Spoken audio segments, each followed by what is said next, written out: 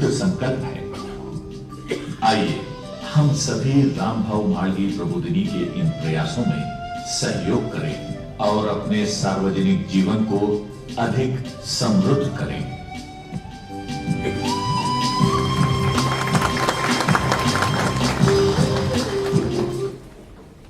और प्रबोधिनी के प्रबंधन समिति के माननीय राजेश शाह जी, अरविंद रेगे जी, पत्रकार मित्रों और आप सभी का मैं रविंद्र साठे रामभाऊ म्हाळगी प्रबोधिनी की ओर से हृदय से स्वागत करता हूं। हम सब जानते हैं कि प्रबोधिनी के तत्वावधान में आज और कल 2 दिन कॉरपोरेट का सामाजिक दायित्व इस विषय पर यह राष्ट्रीय परिषद हो रही है और इसके उद्घाटन सत्र में हम यहाँ पर सब उपस्थित हैं। उद्घाटन सत्र में हमारे मध्य में गोवा के मुख्यमंत्री माननीय मनोहर पर्रिकर जी उपस्थित है। इस परिषद के लिए संयोजन समिति का हमने गठन किया था, जिनके मार्गदर्शन से ये पूरा परिषद की जो कार्यवाही है वो चल रही है। उस संयोजन समिति की अध्यक्षा ललिता कुमार मंगलम जी भी हमारे मध्य में उपस्थित है। प्रबोधिनी के प्रबंधन समिति के सदस्य रेखाताई महाजन यहाँ पर उपस्थित है और डॉक्टर विनय सहस्रबुद्धे जी उपस्थित है। मैं सबसे पहले इन मान्यवरों का स्वागत करता हूँ और रेखा जी से अनुरोध करता हूँ कि कृपया मनोहर जी और ललिता जी का गुच्छ देकर स्वागत करें।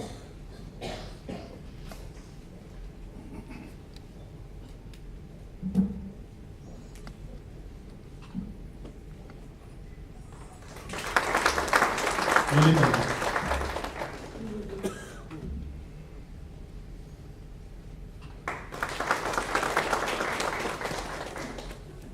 अब मैं अनुरोध करता हूं विनय जी को कि इस परिषद के पीछे प्रबोधिनी की जो भूमिका है इसको प्रास्ताविक के रूप में पेश करें।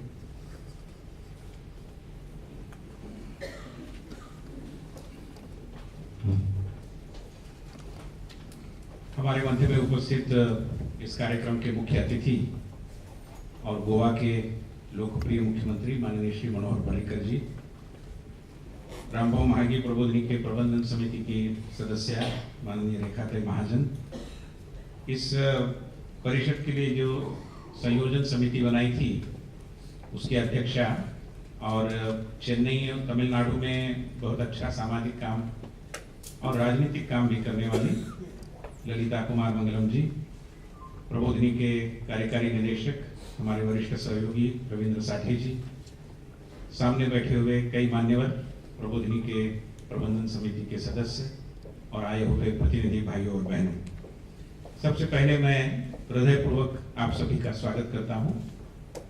We all in the organizing committee as well as in the Rambhau Mhalgi Prabodhini extend a very warm welcome to you all.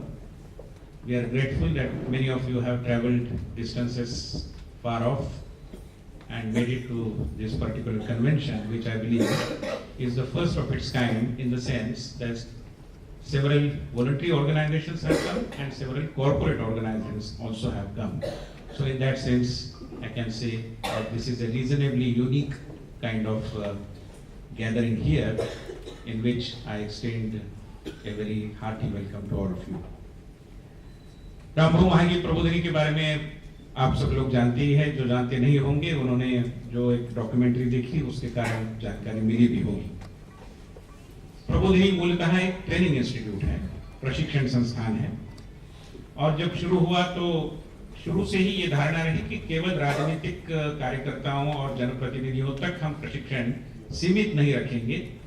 दूसरा भी एक क्षेत्र है कि जो एक दृष्टि से एक चैलेंजिंग स्थिति में आ गया है और वो है स्वैच्छिक कार्य का, वॉलंटरी ऑर्गेनाइजेशंस का। हमारे देश में जो ऐसे क्षेत्र है जिनकी क्रेडिबिलिटी निरंतर उतार पर है, उसका डिटीरियोरेशन हो रहा है, उसमें अगर राजनीति एक क्षेत्र है, मीडिया एक क्षेत्र है, तो उसके साथ साथ वॉलंटरी ऑर्गेनाइजेशंस का भी एक क्षेत्र निश्चित रूप में, जो बड़ी दुख की बात है मगर उसी चपेट में आता दिखाई दे रहा है। लोग आजकल आसानी से बोलते हैं कि फलाना फलाना क्या करता है, तो बोले उसने एक दुकान खोली है, मतलब एनजीओ खोली है, ऐसा उनका कहने का मतलब होता है। यहां तक स्थिति गिरते गिरते आ पहुंची। सबके लिए ऐसा नहीं होगा मगर कई लोग जिस भाव से काम करते हैं, जिस तरीके से काम करते हैं, लोगों के लिए एक संदेह का कारण बन जाते हैं। कई बार हम अंग्रेजी में टाइप करते हैं, एनजीओ लिखते हैं तो स्पेल चेक उसको ईगो बताता है कि ये शायद ईगो है, एनजीओ नहीं है। ये भी एक वजह है कि क्यों इस क्षेत्र में भी लगातार गिरावटें आती रही है। तो गिरावटों की चर्चा तो अक्सर लोग करेंगे ही, हमें करनी चाहिए चर्चा उपायों की।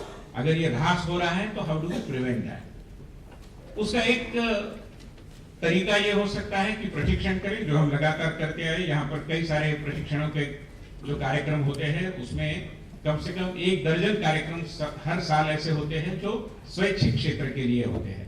और सोशल नेटवर्किंग का उपयोग स्वैच्छिक काम के लिए कैसे करना, यहाँ से लेकर संस्थाओं के आर्थिक प्रबंधन तक कई विषयों को हमने स्पर्श किया है और करते रहे हैं। विगत 5-6 सालों में लगभग 3 बार हमने ऐसे स्वैच्छिक काम करने वाले वॉलंटरी ऑर्गेनाइजेशंस के लिए एक सम्मेलन की एक रचना भी की, जिसको हम स्वैच्छिक कार्य संगम कहते रहे। और देश भर के कई कार्यकर्ता इतनी ही तादाद में उसमें सहभागी होते रहे। वो आते रहे इसलिए नहीं कि रामभाऊ महागी प्रबोधिनी का ये परिसर बड़ा रमणीय है, इसलिए नहीं कि हम 2-2, 4-4 बार उनको ईमेल भेजते हैं और उनकी खातिर रखते हैं, और इसलिए भी नहीं कि यहाँ पर एक कुल मिलाकर जो भी दिया जाता है उससे वो संतुष्ट हो जाते हैं। मगर वो इसलिए आते हैं क्योंकि उनको आज इस तरीके का कोई मेंटर, इंस्टीट्यूशनल, व्यक्तिगत चाहे मिलना तो और कठिन है, मगर कोई एक इंस्टीट्यूशनल मेंटरिंग की रचना में वो शरीक होना चाहते हैं। कई ऐसे लोग हैं जो अपनी प्रतिभा से काम करते हैं, अपनी प्रेरणा से काम करते हैं, कोई उनके पीछे खड़ा नहीं रहता, समाज खड़ा रहता है। कई बार भटक भी जाते हैं, कई बार सही गलत विवेक भी नहीं रहता कई बार। तो ऐसी स्थिति में कोई उनको बताए कि ये सही है, ये गलत है, ऐसा करेंगे तो ऐसा होगा, नहीं करोगे तो ऐसा होगा। और यहाँ पर भी कोई एकदम से बड़े जानकार है ऐसी स्थिति नहीं है, मगर जानकारों को भी हम इकट्ठा करते हैं, जिनको चाहिए उनको भी इकट्ठा करते हैं। उस पद्धति से ये मेंटरिंग करने की अपनी एक पद्धति हम कह सकते हैं कि हमने विकसित करने की कोशिश की है। उसी के तहत 2005 से हमने इंस्टीट्यूशन बिल्डिंग सपोर्ट स्कीम नाम से एक परियोजना का भी प्रारंभ किया, जिसको इंडिया डेवलपमेंट रिलीफ फंड और सेवा इंटरनेशनल ने हमें प्रोत्साहित किया कि आप ये करिए, संस्थाओं को उस प्रक्रिया में से निकालिए कि जिसके कारण उनका इंस्टीट्यूशनलाइजेशन हो पाए। छोटे संस्थाओं को इंस्टीट्यूशनलाइज करना, बड़ी सोच उनके अंदर जगे, इसके लिए काम करना, एक प्रोफेशनलिज्म, अपनी जो प्रेरणा की पवित्रता है उसको न खोते हुए भी एक व्यवसाय निष्ठा का अवलंब करने के लिए रीति नीति बताना, ये सारा काम हम इंस्टीट्यूशन बिल्डिंग सपोर्ट स्कीम के माध्यम से करते रहे, जिसके तहत लगभग 30 संस्थाओं ने अब तक लाभ लिया है। ऐसे सारे वायुमंडल में हम काम करते ही रहे कि कुछ साल पूर्व ये कॉर्पोरेट सोशल रिस्पॉन्सिबिलिटी का विषय एकदम से कानूनी जामा पहनाकर हमारे सामने आ गया है। Now it is very easy for everybody to talk about corporate social responsibility, and there are organizations, corporate organizations, who have found out their own ways of conducting their own CSR. एक terminology भी उसमें से विकसित हुई, तौर तरीके भी विकसित हुए। कई संस्थाएं कि उन्होंने अपने अपने ही अनुष्ठान बना दिए, ट्रस्ट, और उसी के माध्यम से CSR करते रहे। सही क्या गलत का चर्चा हम करेंगे, मगर कुछ बातें जो लगातार सामने आ रही है वो ये है कि केवल कानून करने से कॉर्पोरेट सोशल रिस्पॉन्सिबिलिटी नहीं होगी, केवल मात्र धन आवंटन करने से, कोई राशि देने से, चेक लिखने से CSR नहीं होगा। CSR के पीछे का जो सिद्धांत है, शायद वो कानून से सामने आता है या नहीं मैं नहीं जानता, कानून के विशेषज्ञ हमें बताएंगे, मगर ये तो सोशल रिस्पॉन्सिबिलिटी गारंटी एक्ट जैसा हो गया। आजकल गारंटी एक्ट की बड़ी चर्चा है, सब किसी की गारंटी देते हैं लोगों को, तो ये हो गया बोले रिस्पॉन्सिबिलिटी गारंटी एक्ट। ऐसे गारंटी एक्ट से गारंटी नहीं मिलती। लोगों को जो विश्वास चाहिए कि ये क्षेत्र हमारे पीछे खड़ा रहेगा, हम जो छोटा काम कर रहे हैं उसमें हमें सहयोग देगा, और केवल धन का सहयोग नहीं देगा मगर सहभागिता के आधार पर सहयोग देगा, which is what is participative corporate social responsibility. और ये अगर होना है तो पहले तो एक अपरिचय की स्थिति है। कॉर्पोरेट सेक्टर, वॉलंटरी सेक्टर को कुछ लोगों को तो जानते हैं मगर पूरे विश्व को नहीं जानते। ये विश्व बहुत बड़ा है, लक्षावधि स्वैच्छिक संगठन इसमें काम कर रहे हैं, और सबकी स्थिति, गति, रीति, नीति क्या है कॉर्पोरेट सेक्टर को जानना इतना आसान नहीं है। एक ओर अपरिचय है, दूसरी ओर अविश्वास। स्वैच्छिक संगठन भी कॉर्पोरेट की पूरी सम्मानजनक भूमिका उस नजरिए से देखते नहीं। उनको तो लगता है ये तो पैसे वाले हैं, ये तो पूंजीपति है। मतलब एक ने दूसरे को पूंजीपति कहना, दूसरे ने एक को झोला वाला कहना, ये नेम कॉलिंग से तो विषय नहीं चलेगा ना।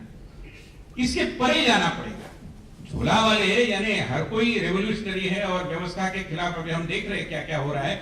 ऐसा कहने की आवश्यकता नहीं कि सब लोग ऐसे ही है। दूसरी ओर ऐसा भी कहने की आवश्यकता नहीं कि केवल चेक लिखने से सीएसआर की भूमिका में लग रहे थे। There are good people at both the sides and they need to come together. ऐसा होगा तो जो एक सिनिसिज्म का वायुमंडल है, अश्रद्धा का वातावरण है, उसे हम समाप्त कर पाएंगे। इसलिए जैसे कि कई बार हम देखते हैं कि स्वैच्छिक कार्य के क्षेत्र में विशेष रूप में जो अच्छे दिखते हैं, अच्छा प्रेजेंटेशन करते हैं, अच्छे ब्रोशर्स निकालते हैं, अच्छी वेबसाइट चलाते हैं, वो कई बार जितने अच्छे लगते हैं उतने अच्छे नहीं होते। और जो अच्छे नहीं होते वो कई बार वाकई में मतलब अच्छे दिखते नहीं, वो कई बार अच्छे होते भी हैं। तो अच्छे लोगों को एक अच्छा मंच उपलब्ध कराने की एक कोशिश के रूप में हमने सोचा कि एक सीएसआर के विषय पर, कॉर्पोरेट सोशल रिस्पॉन्सिबिलिटी, उद्यमों के सामाजिक दायित्व के विषय को लेकर हम एक बार इकट्ठा आए, लोगों को यहाँ पर बुलाए, चर्चा करें, विमर्श करें। ये रिश्तों का युग है। This is the age of relationships, and there is, as what we are witnessing in every sector, right from our families to our society, right from parliament to panchayat, there is a breakdown of relationships.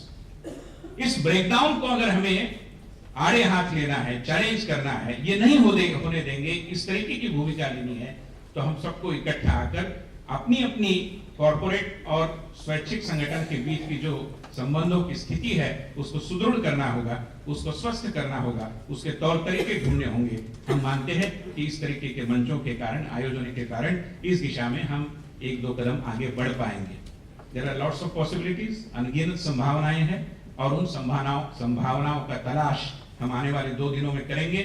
कार्यक्रम पत्रिका आपके हाथ में है। हम कानून की जानकारी लेंगे, एक दूसरे की अपेक्षाओं को समझने की कोशिश करेंगे, संबंधों का विकास कैसे हो सकता है इसकी चर्चा करेंगे और आगे चलकर हम मिल बैठ के क्या कर पाएंगे लंबे अरसे के लिए, इसके बारे में भी कुछ सोच बनाएंगे और कल शाम जाने के पहले कुछ न कुछ हासिल करते हुए जाएंगे। इस पूरे विश्वास के साथ पुनः एक बार आप सभी के प्रति अभिनंदन करते हुए, आभार व्यक्त करते हुए, मनोहर जी अपने इतने व्यस्त, और ये मैं केवल बोलने के लिए नहीं कह रहा हूँ, मगर वाकई में वो व्यस्त रहते हैं, बावजूद इसके हमारे प्रति जो स्नेह है, इस संस्था के प्रति जो प्यार है, उसके कारण वो यहाँ आए। We are very grateful to each one of you. Thank you so much. धन्यवाद विनय जी। हम परिषद के औपचारिक उद्घाटन की ओर बढ़ेंगे। मैं अनुरोध करता हूँ आज के मुख्य अतिथि और उद्घाटक माननीय मनोहर पर्रिकर जी से कि कृपया दीप प्रज्वलन करके इस परिषद का औपचारिक उद्घाटन करें।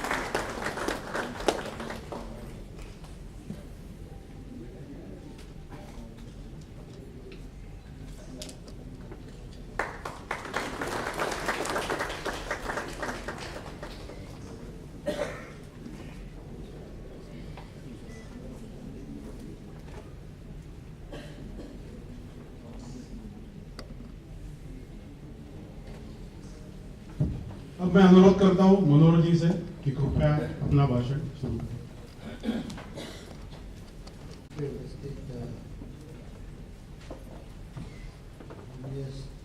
श्रीमती रेखा महाजन जी, ललिता मारूंगी, विनेश रसोदे जी, आप सब, पहले मैं बोलना चाहता हूँ कि मैं हिंदी में कोशिश करता हूँ। अभी तक आदत नहीं पड़ी है, तो ऐसा भी हो सकता है कि बीच में अंग्रेजी आ जाए, मराठी आ जाए, लेकिन वो बम्बई के हिंदी से बेहतर रहेगी। अपनी गारंटी दे सकते।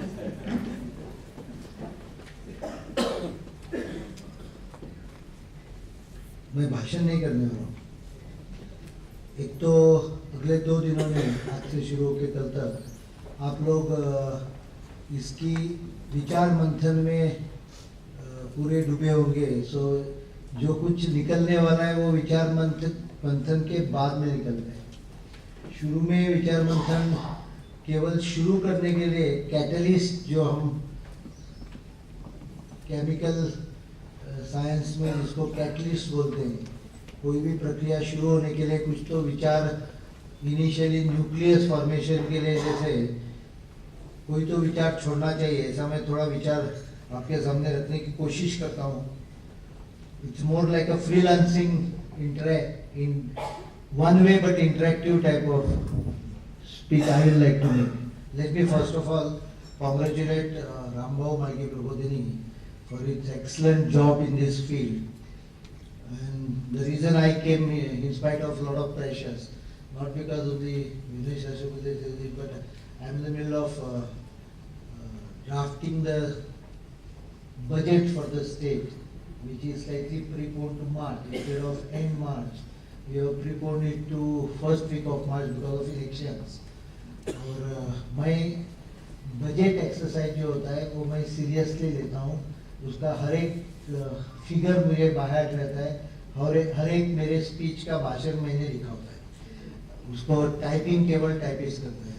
तो आई डोंट नो दूसरे राज्य में कोई फाइनेंस मिनिस्टर इतना उसमें रस लेते हुए, लेकिन मैं लेता हूँ। तो मुझे उसमें काफ़ी टाइम निकालना पड़ता है, क्योंकि अगर एक चीज़ एडमिनिस्ट्रेशन में कुछ बदल कर सकती है तो मुझे लगता है well drafted, well documented and properly supportive budget. मैं ये इसलिए कह रहा हूँ कि पिछले बरस जब सरकार बनी, लोगों ने मेजोरिटी दे दी। फर्स्ट टाइम गोवा स्टेट बनने के बाद कोई अकेले पार्टी को मेजोरिटी हो, और वो भी भारतीय जनता पार्टी गेटिंग 20